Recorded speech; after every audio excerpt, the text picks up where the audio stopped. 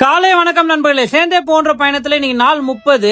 இன்னைக்கு நாள்ல பாத்தீங்கன்னா காலையில எழுந்தோன்னா மூஞ்செல்லாம் கழுவிட்டு பல்லாம் தேய்ச்சி போட்டு நேரா ஜிம்முக்கு கிளம்பிட்டேன். நான் ஸ்டார்டிங்ல பார்த்தா ரொம்பவே ஒல்லியா இருப்பேன். என்னோட பழைய போட்டோலாம் பாருங்களேன், நான் ரொம்பவே ஒல்லியா தான் இருப்பேன். அதுக்கப்புறம் தான் நான் பொறுமையா மசில கெயின் பண்ணேன். இதுக்கு நான் என்னென்ன பண்ணேன்னு சொல்லிட்டு வீடியோட கடைசியில பார்ப்போம். அதுக்கு முன்னாடி ஜிம்ல நம்மளுக்கு இன்னைக்கு என்ன ஒர்க் அவுட் பாத்தீங்கன்னா shoulder and abs work out.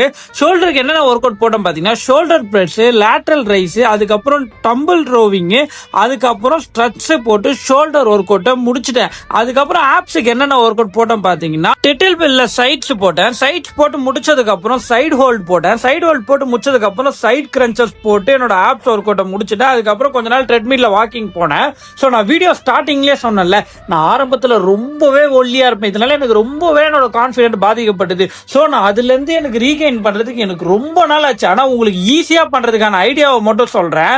உங்களோட பாடி வெயிட் வந்து 60 kg இருக்கு அப்படின்னா நீங்க இன்ட்டு 30 போட்டீங்கன்னா உங்களோட மெயின்டெனன்ஸ் கேலரி 1800. ஓகேங்களா? அது கூட பிளஸ் 500 கலோரிஸ் ஆட் பண்ணி 2300 கலோரிஸ் நீங்க சாப்பிட்டாலே போதும்.